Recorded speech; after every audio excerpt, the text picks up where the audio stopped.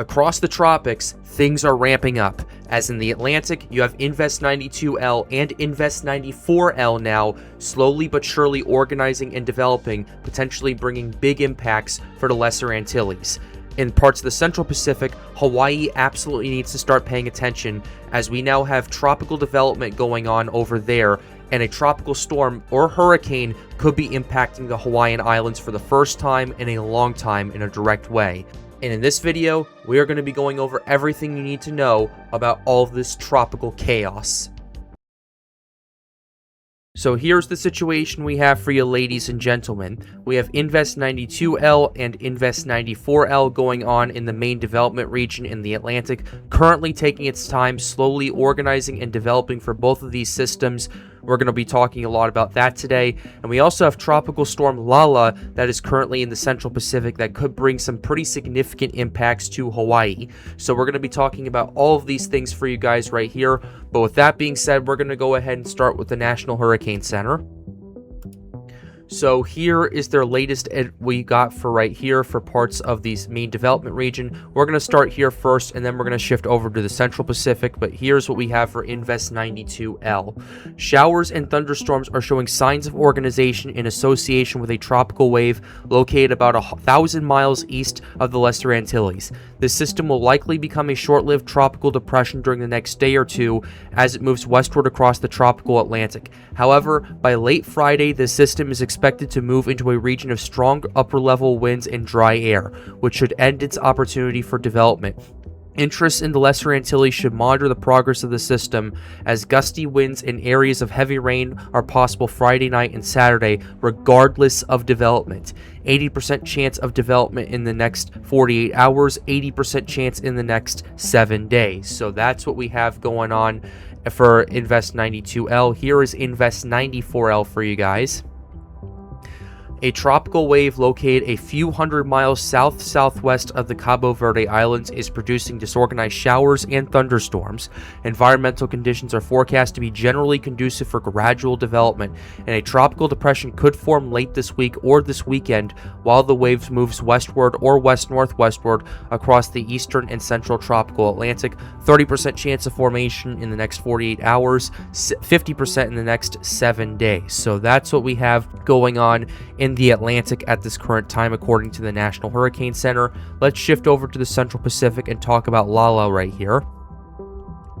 So as of 10 a.m. Central Time, 5 a.m. Hawaiian Time, this is now a tropical depression. Maximum sustained winds are 40 miles per hour. Minimum central pressure is 1,001 millibars, moving to the west at 10 miles per hour. So here, that's the public advisory that we have for you guys right there. Its current tropical storm force wind field is currently 140 miles from the center. It is expected to continue to strengthen, reaching hurricane strength by the end of the 120-hour run as it's passing through Hawaii. But as it moves towards Hawaii, it is expected to strengthen potentially to strong tropical storm strength. NHC has it at around 70 miles per hour at this current point in time. Weakens back down to 65 and then goes back up to 70. That is why there is a hurricane watch in effect for the Big Island of Hawaii right here. A hurricane watch is in effect for the Big Island for you guys over there. I believe it is, yep, it's the Big Island right there. But ultimately, you have that going on. The system is expected to intensify and potentially reach hurricane strength. And if it does reach hurricane strength, I would not be surprised if hurricane warnings are in effect from this. They'll be issuing tropical storm warnings, I believe, later today as the system heads closer towards the Hawaiian Islands. So that's what we're paying attention to. And if it does make a close pass to or makes a direct impact on the Big Island, it'll be the first time in a long time that a hurricane has done that. I know Hurricane Douglas back in 2020 came close to a landfall in the Big Islands, but it stayed just offshore while bringing tropical storm to near hurricane force winds to all the islands for the most part in Hawaii. So this will be definitely either a direct hit or a very, very close call. Regardless, impacts are still going to be very much expected, especially on the Big Island, as over there we're going to want to take this very seriously. Regardless if you're anywhere in the Hawaiian Islands, you're going to want to take this very seriously, because The Hawaiian Islands, their topography is very, very, very good for very strong winds and not so good for impacts, because the amount of mountains, because of the volcanic eruptions over millions of years, increases your topography. You have potentially stronger wind gusts, especially in the upper elevations if you're living over there. So it's definitely something we're going to want to take seriously, and something we are going to be talking about in today's video. But to start off, we're going to go ahead and start with Invest 92L and Invest 94L. Over here, we're going to be talking about what's going on in the Atlantic first. Then we're going to pivot towards the Central Pacific for the Hawaiian Islands. So this is what we have for 92L. Maximum sustained winds are 25 knots. Minimum central pressure 1,010 millibars at this current point in time. Current location is at 10.8 degrees north, 44.7 degrees west. Radius of maximum winds is 150 nautical miles. Here's our track and intensity guidance. We're going to go over this for you guys very, very quickly. Here is the hurricane models. Track guidance expected to move through much of the Caribbean, and if it lasts as long as some of these models are forecasting for it to, it could potentially impact Nicaragua and Honduras as well. So we're going to want to pay attention to it. I don't think it's going to particularly last that long. I think the shear is going to start chipping away at it as it heads towards the Lesser Antilles, but we'll see what happens going forward. But the intensity guidance right here, definitely interesting to say the very least. Majority are keeping it around tropical storm strength, around weak to moderate tropical storm strength, unless you're the HAVS A, which at that point you're looking at a 60-mile-per-hour tropical storm. But regardless, it still has time to get its act together and organize, but that time is starting to run a little thin. By the time we get to Friday night is when I'd say that's when conditions are going to start lessening in terms of tropical development. So it's going to have to do something in the next 36 hours for it to kind of tap into the bigger potential that we saw earlier this week. So that's what we're seeing with Invest 92L. Regardless, impacts are still very much expected across much of the Antilles over there. That's what we have for there. Here's Invest 94L for you guys right here. Definitely a bit of a different story. Here is our track guidance for you guys right here. Track guidance is a bit of a different story. Like I said, you're looking at a pretty big significant shift towards the west-northwest, mainly staying away from the Lesser Antilles and moving towards the Atlantic Basin.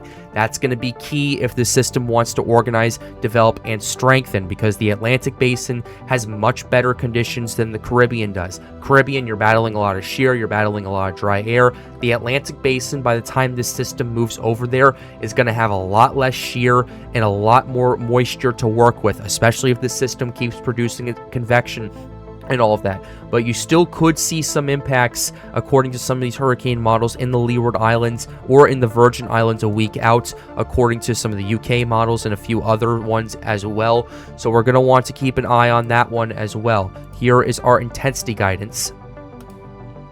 Intensity guidance is significantly stronger, especially long-term, than Invest 92L.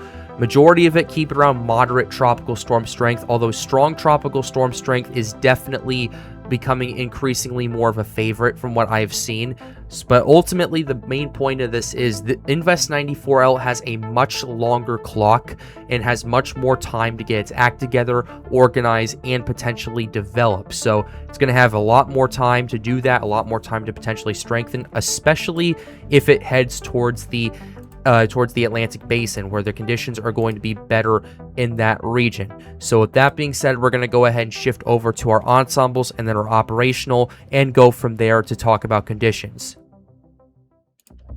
So to get started, here is what we have for you guys right here. We're going to start with the European ensemble that we have pulled up for you guys right here. Definitely a bit of an interesting shift, I will say, at this current point. European has 94L over here, 92L over here, going to about 48 hours out at this current point. You're looking at about tropical storm strength from what I am seeing at this current point, maybe tropical depression strength as well. We're going to want to keep an eye on that as it heads towards the Antilles. But then by the time we get towards the weekend, this will be by Saturday night, I believe, this system will be running through the islands, weakening due to wind shear, weakening due to dry air, and time will pretty much have ran out for this system at that current point. And then as we go ahead and go to Sunday night, surprisingly, you do see a few ensembles still holding the system together at tropical depression or tropical storm strength as it heads towards Central America, which I do find kind of interesting. I was not necessarily expecting that to happen over here, but we're going to want to pay attention to it, because if it does last that long, if you're in Nicaragua, if you're in Honduras, you're going to want to start watching out for this. Going to 120 hours out, you're seeing more of these ensembles potentially heading towards land. You're seeing maybe a tropical storm potentially heading towards Nicaragua in the very long term.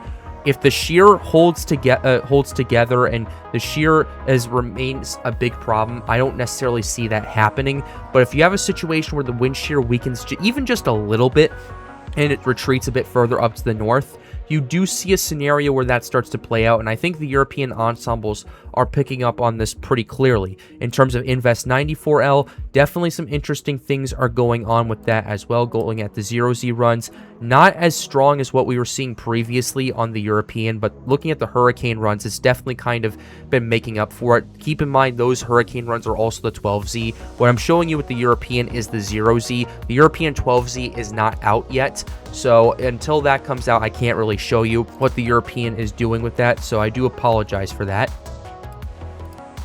But then going to 192 hours out, not too much is going on over here with this with Invest 94L on the European. Definitely still something to watch, as all the Hurricane runs are definitely picking up on this pretty quickly, but you're going to want to just see what's going on. I want to see what the GFS is doing and a few of the other models as well. Here is your GFS. Unlike the European, not as expansive to the west, a bit further to the west than previous GFS runs. Some of the GFS runs had the system kind of dying right as it was heading towards the Antilles, or just dissipating right before it gets there. Now the GFS has shifted a bit further to the west, or so dissipating a bit further to the south in Puerto Rico over here. But in terms of Invest 94L, the GFS is kind of taken over in terms of the signal with this. You're definitely seeing a lot more power from the GFS compared to the European right here, which I do find kind of interesting right there. And then you have another wave behind it that we're going to want to pay attention to as well. We're going to see how this will progress, but ultimately GFS is definitely increasing the power numbers with what I'm seeing, and going to about 10 days out. Yeah, that's definitely still a thing. If 94L does move into the Atlantic Basin, it'll most likely stay out to sea, potentially tap into some of the stronger ensembles that we've seen previously, and we'll see how things progress with that. But let's go ahead and look at the European AI run, which I do think is kind of interesting, because the European AI kind of took over with the power numbers, especially with Invest 94L. The 0Z is still definitely keeping up with that.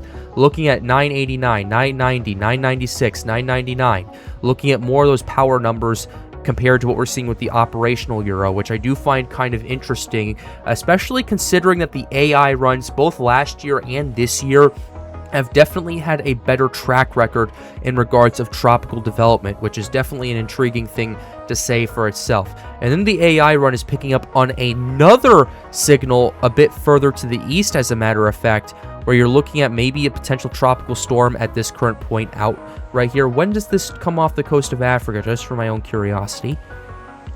Okay, so it starts to come off the coast of Africa, I believe, in the next 7 days or so. So in the next week or so, you have another wave coming off that's potentially pumping out more tropical development behind the two areas of interest that we have right now. So this has just kind of been a wave train that's being tagged and tagged and tagged by the National Hurricane Center. So it's definitely an intriguing situation that we're going to want to watch out for. I want to wait and see how things will progress, but let's go ahead now and show the Google DeepMind. Here is your Google DeepMind. They're not showing too much in terms of Invest 92L, but in Invest 94L, they have some ensembles moving out into the Atlantic Basin, similar to the Hurricane models.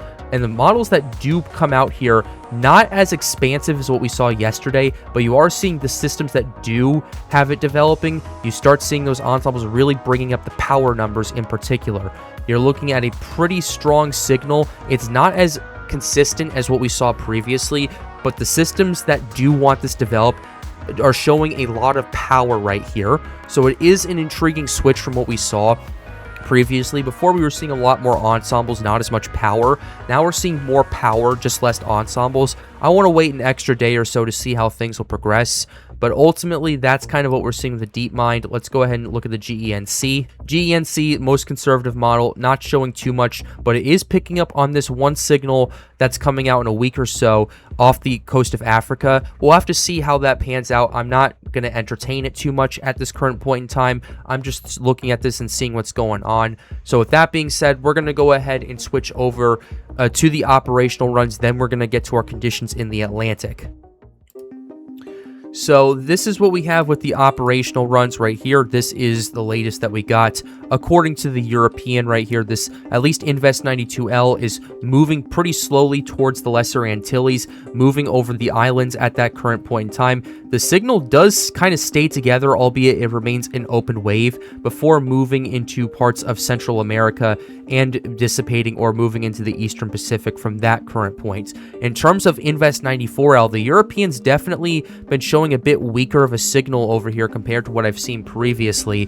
Conditions are still going to be good for tropical development, so we'll have to see how that will ultimately pan out. But by and large, the Europeans kind of seeing Invest 94L starting to move out of potential tropical development contention, albeit the hurricane runs definitely are in a bit of disagreement with that. So that's what's going on with the Euro. Here is the GFS that we have for you guys right here. GFS, in terms of 92L, remains an open wave. The GFS is favoring a tropical storm scenario with Invest 94L. In fact, it actually wants this to get up to hurricane strength, as a matter of fact. This is a bit of a divergence from what we've seen previously with the GFS. Before, what we were noticing with it was a situation where the GFS was being the conservative run and the Euro was being the aggressive run. Now you're seeing an opposite situation where the GFS is favoring tropical development and wanting the system to quickly get its act together. As by the time we get to when is this, when it potentially starts developing, potentially by as early as tomorrow morning. I don't know if it's going to be that quick, in my opinion. I think it could definitely develop over the weekend, in my opinion, but the GFS has definitely been showing a lot more power with it as well until it gets towards the Lesser Antilles, runs into some wind shear, and weakens from that point. Although the GFS from that point takes a bit of a southern track compared to the hurricane runs, where this system just moves through Puerto Rico, Hispaniola, and just dissipates due to land interaction over there. But they're also picking up on this signal over here afterward as you get past that, as you get towards the week or so, the next week or so, you're starting to see that signal starting to pop up a little bit more. Definitely an interesting situation that you're going to want to pay attention to. Here is your Canadian run for you guys right here. This will probably be the last run that we talk about for right here in terms of the operational forecasts. At least in terms of 92L, it moves into the Caribbean through the Lesser Antilles, remains an open, maybe closed wave before heading towards Central America over here and causing some potentially big impacts. In terms of what we got with Invest 94L, potentially getting its act together, potentially developing, but slowly taking its time for it until maybe it gets towards the Atlantic Basin. But the CMC has definitely been an interesting situation. Instead of having this system organizing and potentially developing it and moving out to sea, it's actually moving into parts of the Atlantic Basin and potentially bringing some impacts to the Bahamas. It's this little area right here, this little area of convection that starts going off right here. So it's definitely a situation that we're going to want to watch out for. Still, it's a bit too far out to determine what's going on after the Lesser Antilles, but it is a scenario we are watching nonetheless. With that said, we're going to talk about the conditions that's going on with this system now, and then we're going to go ahead and switch over to what's going on in Hawaii.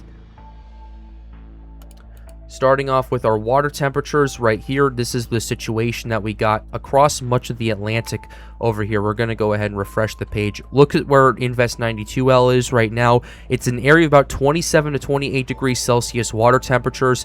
If it wants to develop, now's the time to do it, not just based on water temperatures alone, but also due to other conditions. But where it's at right now, if it can take advantage of the water temperature, start pumping out more convection, especially more convection that heads towards the center of its circulation, then this would be the time to do it right here. You're not going to see too much more warmer water temperatures than what you're seeing right now. And if you do see that, you're going to be moving into worse and worse conditions in terms of wind shear and dry air. So that's something to keep in mind and something to pay attention to. But ultimately, in terms of 94L, still good water temperatures. You're looking at 28 degrees Celsius until it makes that shift to the north. Goes down to about 27 degrees Celsius, which, by the way, these metrics are about 80 to 82 degrees Fahrenheit for those of you who do not use the metric system. I forgot to mention that. But as it heads towards the Atlantic Basin, it starts tapping into potentially warmer water over here, 28 to 29 degrees Celsius, which is about 82 to 84 degrees Fahrenheit across the board. And even if it moves out to sea, you're going to have a period where you have pretty warm water going on over here. So if it wants to develop and it wants to organize and potentially tap into some of the power numbers we've seen with the Google DeepMind and GFS ensembles, then you're going to have a situation where it's going to have to move out into the Atlantic Basin. According to the hurricane runs and all the ensembles for the most part, it looks like this will be the case. So, situation that we're going to want to keep a very close eye on, especially if you're tuning in from the Lesser Antilles and the Leeward Islands, especially for 94L. But ultimately, that's what our water temperatures look like. Let's go ahead and show you our ocean heat content map.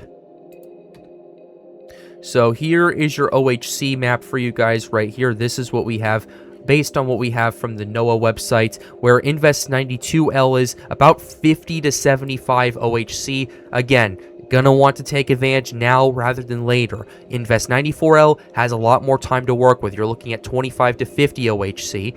If you want a situation where 94L develops quickly, it would be a good time to do it, I'd say, in the next day or so if it wants to get its act together, because it's going to be running into a pocket of warmer water and increased OHC as it moves further to the west and then starts shifting a bit further to the west-northwest. But either way, with 94L, you're looking into 75, even up to 100 OHC in a few areas in parts of the Atlantic Basin. So water temperatures and OHC are going to be no problem for this system right here. The question is, what is the wind shear going to look like?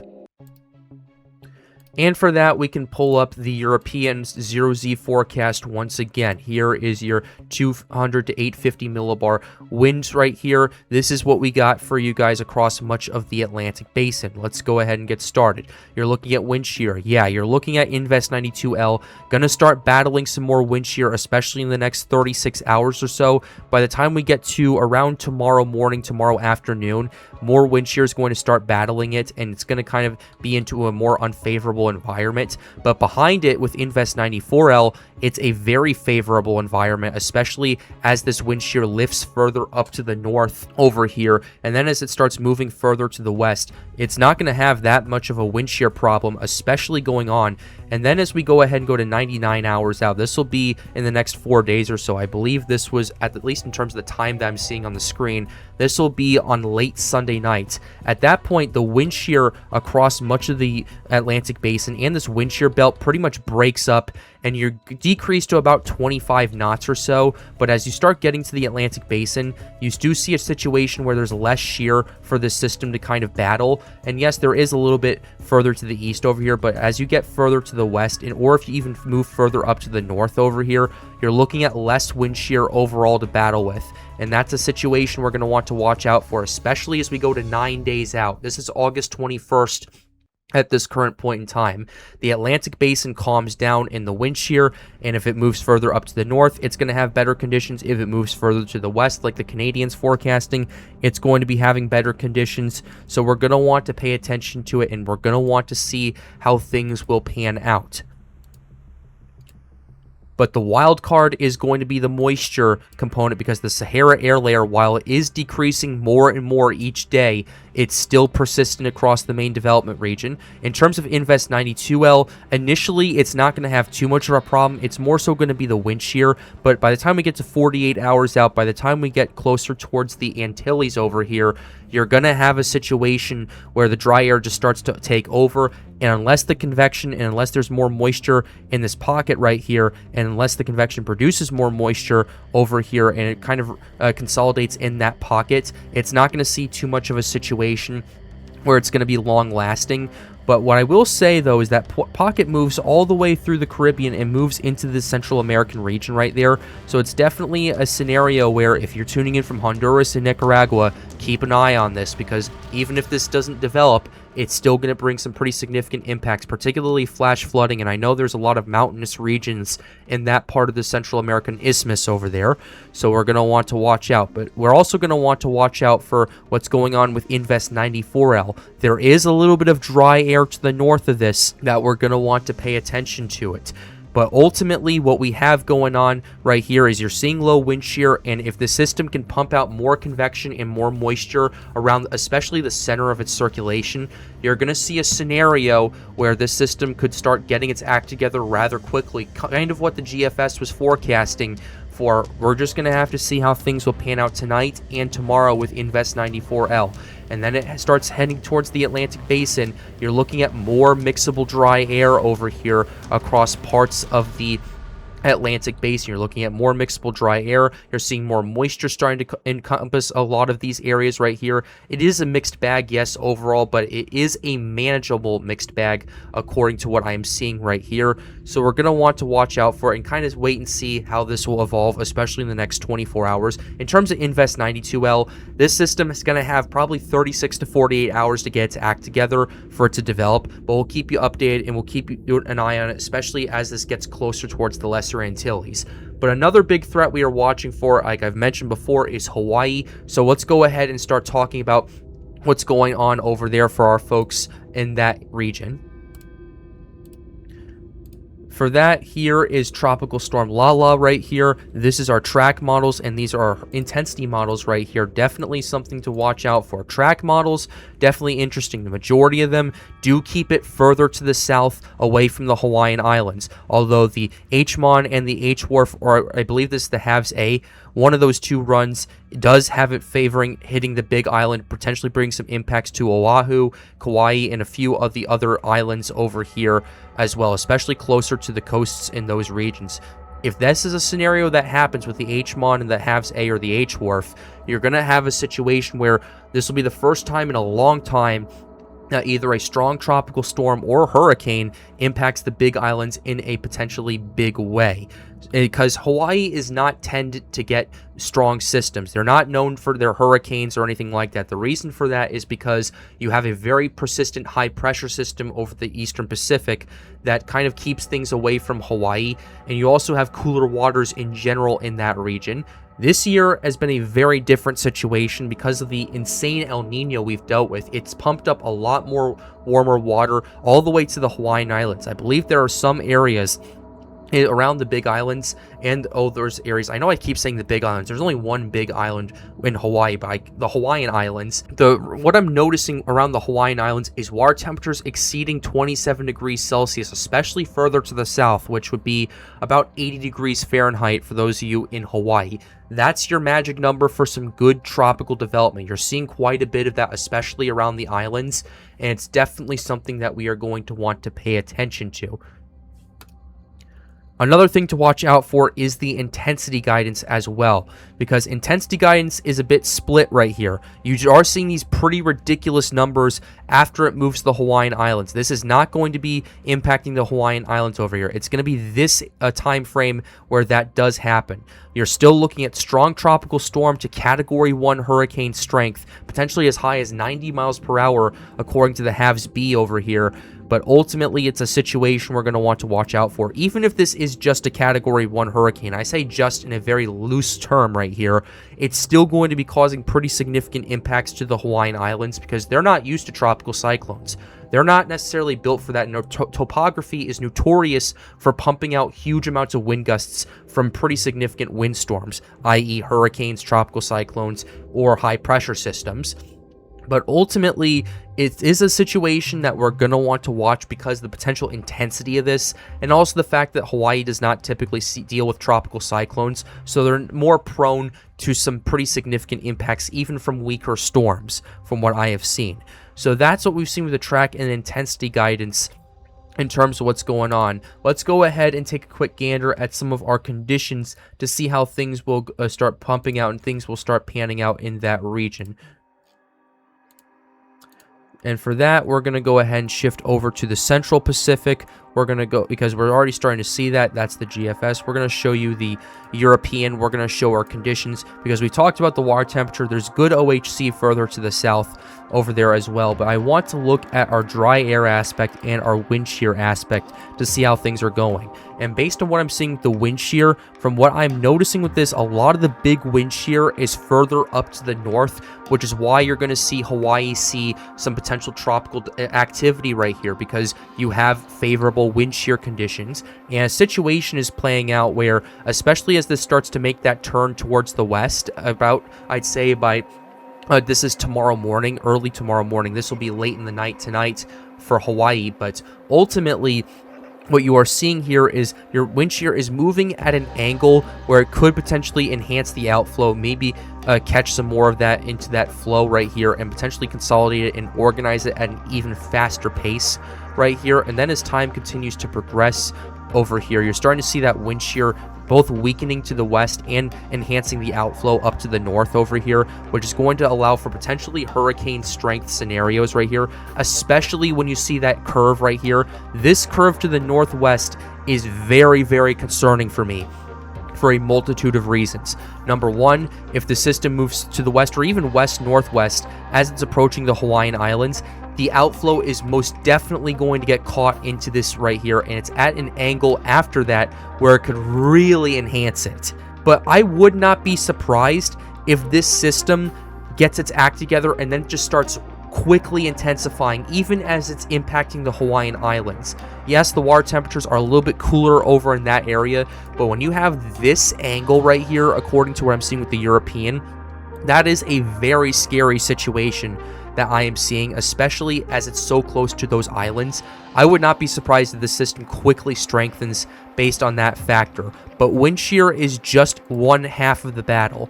What is the dry air aspect going to look like as the European forecasts this system to impact the big island right here? And for that, it's a bit of a complicated situation. You have a lot of dry air further to the north and to the west over here. This system's going to be battling it initially, but the system is forecast to pump out a lot of this dry air with its own convection and enhance the moisture that this system is dealing with and kind of keep itself going and keep the engine running. That, coupled with that wind shear enhancement that we're seeing both to the north and to the northwest over here, is what's going to allow for the system to not kind of fight any potential dry air entrainments and allow for the system to really start going off as it heads towards Hawaii. There could be a little bit of weakening due to dry air entrainment, or it could slow down its intensification a little bit, but ultimately this system is really starting to whip up. This system is really concerning to me, to say the very least. And then as the dry air starts to kind of move away further to the west and more moisture and more convection starts pumping out, you're going to see the system re-intensify according to the European. But by and large, this system is going to be producing more than enough convection, and it has been producing more than enough convection to kind of sustain its own moisture pocket. So if you're tuning in from the Hawaiian Islands, that coupled with some pretty favorable conditions, especially with that wind shear angle I showed you just a minute ago, you're going to want to take this super seriously, not just for the fact that this is a tropical cyclone hitting your neck of the woods, but also for the fact that this system could intensify unexpectedly.